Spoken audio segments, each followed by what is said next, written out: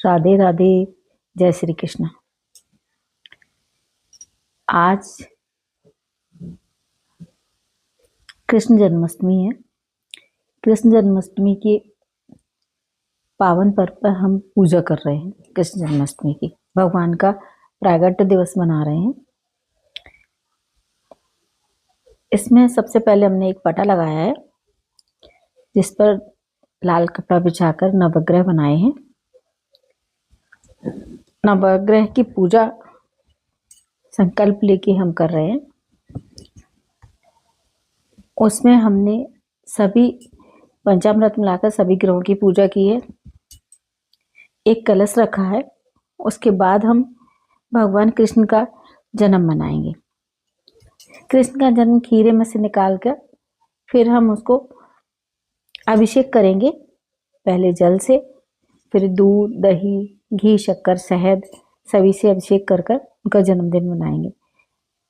उसके बाद हम उनसे जिस तरह श्रृंगी से भगवान शिव का अभिषेक करते हैं उसी तरह से हम भगवान कृष्ण का अभिषेक करेंगे, जिसमें तुलसी डालकर भगवान का अभिषेक करेंगे।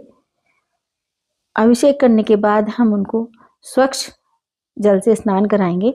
उनके चरणों में गंगा जल चढ़ाएंगे, क्योंकि गंगा जल कभी भी भगवान कृष्ण, भगवान विष्णु के सिर पर नहीं चढ़ाया जाता, क्योंकि उन्हीं से गंगा जी प्रकट हुई हैं, उनके चरणों से।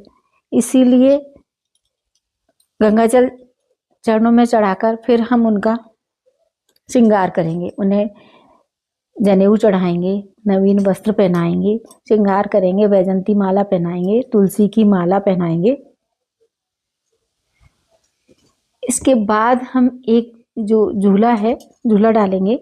झूले का पूजन कर कर हम उसमें कृष्ण भगवान को बिठाकर फिर झूला झुलाएंगे, फूलों की माला से सजाकर।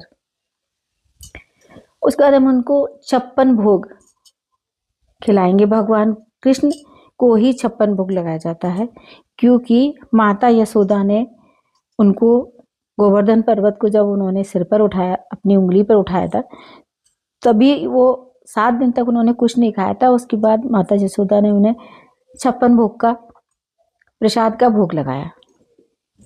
उसके बाद हम हवन करेंगे। हवन करने के बाद जो भोग लगाने के बाद हवन करेंगे। हवन करने के बाद हम आरती करेंगे और भगवान से जो भी कमी रह गई हमारी पूजा में, क्योंकि हम उस तरह की पूजा नहीं जानते जिस तरह पूजा पंडित कराते हैं, तो पूजा कराने के बाद हम आरती कर कर उनसे क्षमा प्रार्थना करेंगे। मनसा वाचा मन से, वचन से, कर्म से जो